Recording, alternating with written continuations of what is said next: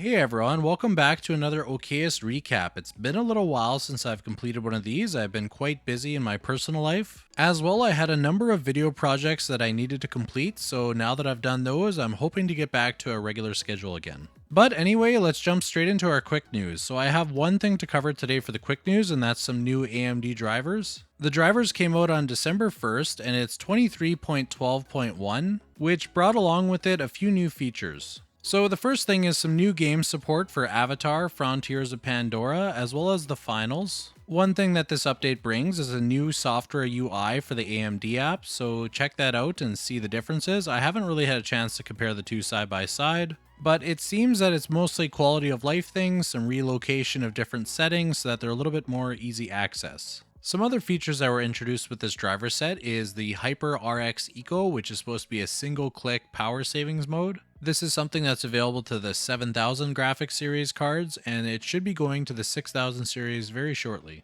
There's expanded OpenGL support, as well as expanded Vulkan support. We also have additional OS feature support, as well as AI and machine learning improvements. There was a few fixes that were included in this driver version. One of them is improvements to high idle power when using select dual monitor display setups with mixed resolutions. There's improvements to micro stuttering that sometimes happens in Chromium-based browsers. It fixed an issue where stars were failing to appear in Crisis Remastered, fixed some issues with textures becoming invisible on Final Fantasy X HD Remaster, as well as a fix for intermittent stuttering that was happening on Overwatch 2. And as well, there's a few known issues with this version. I won't read them out today, but you can take a look at the changelog in the video description. And that's all that I've got for the quick news, so let's jump into the Legion Go updates.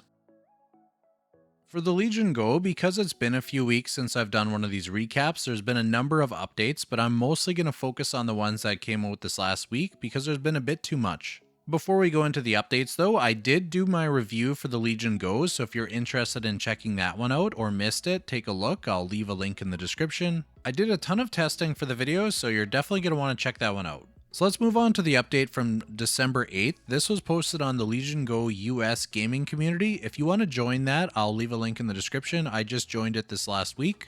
And it's a great place to get updates or talk to the staff. It seemed to be a bit of a smaller update this week, but let's go through it. So we have the dead zone and joystick sensitivity. It seems that there's a preview version of Legion Space which has some dead zone fixes in it that you can change some of the settings. The staff was saying that he received the preview, but he hasn't had a chance to test it yet, so hopefully we'll hear something more about that soon. And further to that, I'm likely going to be testing this preview software, so as things come up, I should be able to test them for you guys and show you what it looks like.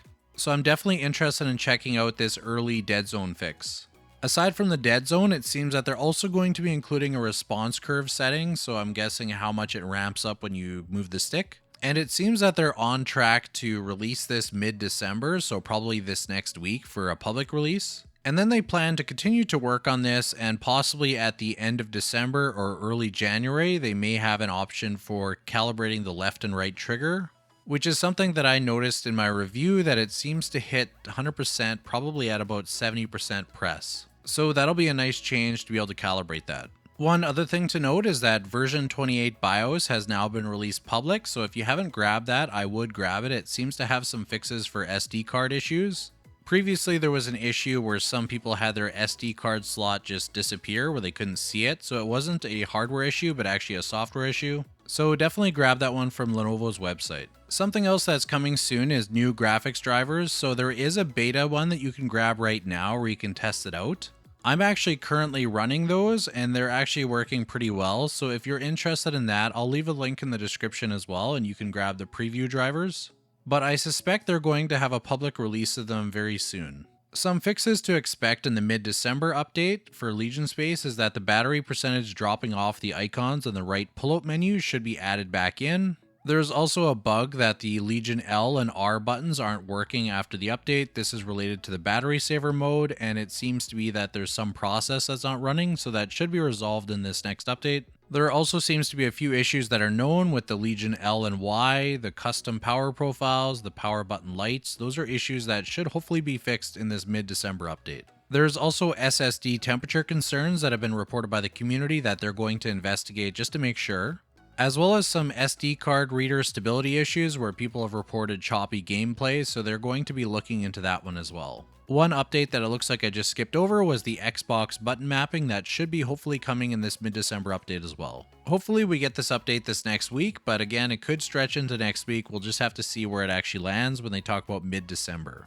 And of course, once I get access to the preview software, I'll keep you guys up to speed with what I'm finding there. And that's all I've got for the Legion Go, so let's move on over to the ROG Ally. For the ROG Ally, we have a few things to cover today. The first one is going to be an Armory Crate update that came out on November 30th that brought a number of good changes. Then we're also going to take a look at a BIOS update that came out on December 8th.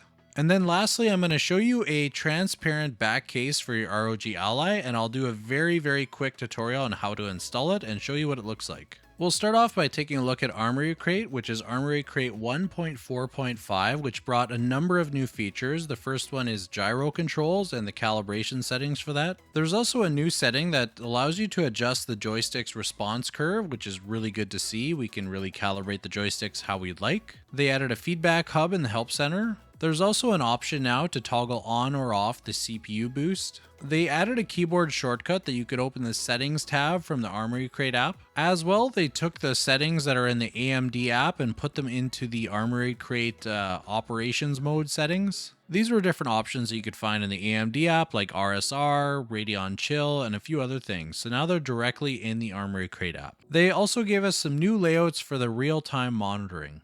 Next, we have a BIOS update that came out on December 8th, and this was for BIOS 335. I made a video comparing 334 to 335, so if you're interested in that, check it out. It's just comparing the performance. Although in the changelog, all that it says is that it fixed a bug from BIOS 330 where there was unexpected throttling. Personally, I never encountered that, so I can't really speak to whether it's changed anything or not because I never had the issue in the first place. Alright, now that we're done with the updates, let's move on to the handheld DIY accessories like the transparent back case as well as the carrying case. We'll start off first with the case. So the ROG Ally actually fits very firmly in here. There's no wiggle room or anything, so it is a nice tight fit. And taking a look at the material, it's very soft. It has this little cushion here to protect your screen. And then taking a look at the back side, you can see that there's a pouch here. You could put your battery pack, your charger, pretty much whatever you would like. And then there's just this little handle here for carrying the case. All in all, it's a pretty nice little case if you want something small profile that you could just throw into the bag. And now we'll take a look at the transparent rear shell. So I'll do this really quickly. I'll show you how to change it over. So you need to take out your 5 screws, and then of course, you're just going to loosen the one that's in the middle at the bottom.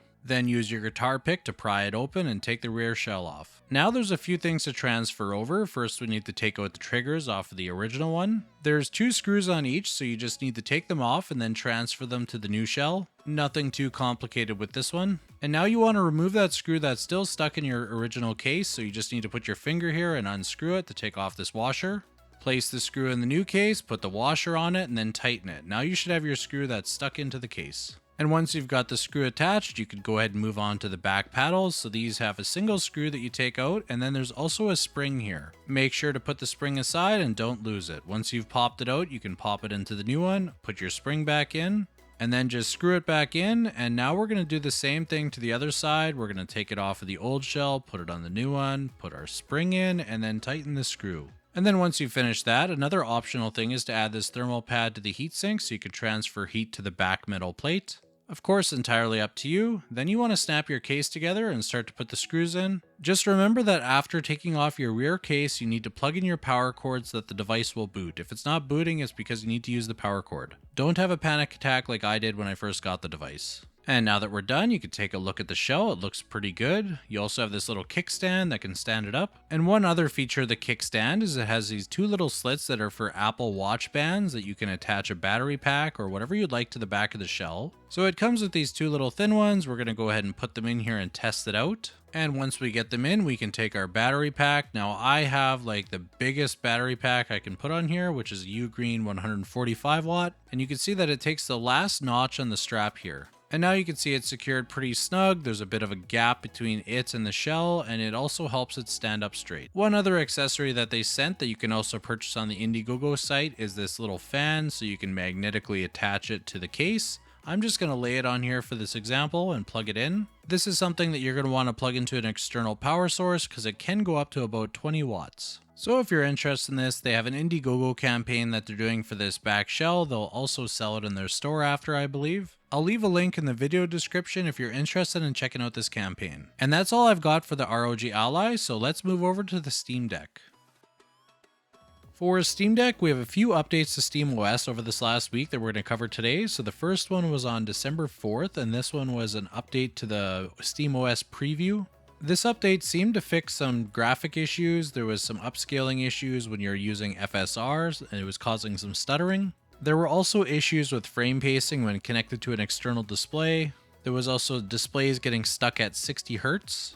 And also one of the CPU cores was getting stuck at 100%. Then on December 5th, we had an update to the Steam beta client, and this one was mostly just fixing some notification issues, specifically for downloads as well as friend invites. Then on December 6th, we had another update to the preview version of SteamOS, which just fixed a touchpad click fail, something that seemed to have happened in the previous build. And on December 7th, we had another update to the beta client. This one fixed a issue where the library was getting stuck if you had a large library. And then there was also some fixes for a Steam input issue, particularly where the game would stop registering inputs and cause the controller to disconnect whenever the device was put in suspended mode. And then we have another update to the beta client on December 8th, and this one fixed a bug that was preventing the install script window from automatically popping up when you first launch a game. And that's all I've got for the SteamOS updates. I did receive my OLED Steam Deck, so hopefully I'll get to making some content on that soon. I've just been very busy. Been busy catching up with some videos, but also my personal life has just gotten quite busy lately. But that's going to wrap it up for the Steam Deck, so let's head over to AOKZOE. For AOKZOE, I don't really have any other updates aside from what I covered in the quick news with the new 7840 drivers. Unfortunately, there's no updates for the A2 launch. We did see the AOKZOE staff say that they were going to check in with their team to see if they had an update, but that's about it. I'll keep you guys up to speed as I learn more, but that's it for AOKZOE. Let's head over to OneXPlayer. For OneXPlayer, I only have one thing to go over today, and that's the OneXGPU, so let's take a look at that. Taking a look at the Indiegogo page, you can see that the OneXGPU is still on sale. There's 19 days left as of the time of recording with 500 backers. And I believe you can still purchase it after this expires. Usually they have an in demand, which means that you can just keep buying it from the site. And I'm sure they'll have it on their OneXPlayer store as well after. For those that don't know, this is an external graphics card. It's the AMD Radeon RX 7600M XT. And you can connect it through Oculink, USB 4, and it also has a SSD slot with an M2 2280 size. If you check out the page here, they have different YouTube videos kind of just, I guess, showing it off on different settings. They have it with the OneXPlayer 2, the Onexfly, and I'm not sure if it's on their page here, but they also tested it with some of their older products and also the Legion Go. So it does work with the Legion Go. So I've actually picked up one of these. I'm one of the backers, so I'll be getting mine hopefully end of December, early January. That's what I'm hoping. And for those that are curious, there's a FAQ here that you can, I guess, get some of the questions. Some of the questions I had were actually answered here. Like, I was a little bit worried about the bandwidth if you had an SSD and you also had your eGPU, that it was going to be limited with USB 4, which they actually address here. So it seems that you can also connect it with, let's say, 2 USB cords so that you can kind of, I guess, divide it up. So it shouldn't be an issue. And then looking at the cost, right now they're going for $650 just for the eGPU. They were going for $599, but that was the super early bird special. If you also want to bundle it with some devices, they have the Mini Pro, which is last year's with this one looks like it has an Intel card. That one's going for $950. They also have the One Netbook A1, which looks like it's a little Ultrabook. They have the Mini Pro with the Intel Core i7. And that one's going for $1150, or you can get it with the OneXfly for $1599. So that would make this, I guess, $599 for this, and then about $1,000. So pretty much what they were going for individually as well. So if you were going to get it, I would recommend getting it with the OneXfly if you're looking for a device rather than the other ones. But if you're not looking for a device, this is a pretty good deal for $650. I mean, you really can't go wrong, especially having the SSD slot so you can expand your storage while you're also plugged into, like, most of the time you're going to be using this docked connected to a monitor or whatever. And they do have add-ons that I can't really show you here unless I put one in the cart. So once you've selected a perk, you can add some different add-ons. You can add on a protection bag, Oculink cable, and various SSDs, the 4 terabytes actually going for a pretty good price. So if you're interested in this, I'll leave a link in the description. Check it out. I'm going to be doing some videos on it when I get mine. And that's all I've got for OneXPlayer this week, so let's head over to AYANEO. For AYANEO, there's only a couple things to cover. The first one is related to the quick news. So if you have an AYANEO with a 7840U chip, it should work with the new drivers that I talked about. It seems that all the compatibility issues have been resolved, so you should be able to just install it directly and it should just work. The second thing for AYANEO is the AYANEO slide campaign is now live, so let's take a quick look at that. Taking a look at the Indiegogo page, you can see that it's still live with 25 days left and there's currently 185 backers. You can get the 7840U with 16 gigs of RAM and 512 for $699. You can also get other configurations like 32 gigs of RAM with 512 for $799, or you can get 32 gigs with 2 terabyte for $959, or you can go all the way up to 64 gigs and 4 terabytes for $1299. For those that don't know about this is a slide device that has a hidden keyboard underneath. I've talked about it in previous weeklies and we finally have it here. There is a few videos you can check out from AYANEO, but there's also some video reviews that are just starting to surface. So if you're interested in this one, I'll drop a link down in the description. One thing that I will add is there is a video by Don where he compares it with the Win 4, so take a look at that if you're interested. I'll drop that link in the description as well. And that's all I've got for AYANEO, so let's head over to GPD. For GPD this week, I only have a couple things to cover. The first one is the 7840U drivers that I talked about in the quick news. Those will apply here as well. Secondly, we have some good news for Win Mini backers. It seems that they've shipped out all units that were ordered, so if you have one ordered, let me know if you got your shipping notification. And if you've already received it, let me know what you think of it. And lastly, I actually received the Win 4 7640 and I did some testing and I did a review of it versus the 6800 and the 7840. So if you missed that one but are interested in it, I'll drop the link in the description. Check it out. It was definitely interesting to see some of the results. And that's it for GPD. Let's head over to AYN. For AYN, I only have one update, and that's a software update for the Odin 2 software. That's version 1.0.0.208, which brought along with it a number of fixes and changes. The first one is an enhanced Android system RAM utilization efficiency and updated LMKD algorithm. They also added official support for virtual memory swapping. They fixed an issue where the D-pad was changing the backlight brightness in some emulators, reduced the default brightness of the charging LED, and they also adjusted the volume curve to perform more linearly so it goes up, I guess, in even steps. They fixed a Wi-Fi issue where that login page on public Wi-Fi's wasn't popping up, like when you go to a McDonald's or Walmart or Starbucks. They also added some vibration strength options, so they have off, low, medium, and high, as well as an enhanced battery fuel gauge accuracy and the 80SP module. So it seems to be a pretty good update with a number of good changes, so if you have an Odin 2, I would definitely jump on getting this. It seems that it should be pushed over the air, so you might already have it. And that's all I've got for AYN, and that's also going to wrap up this recap. I hope you enjoyed this video, and thank you for watching.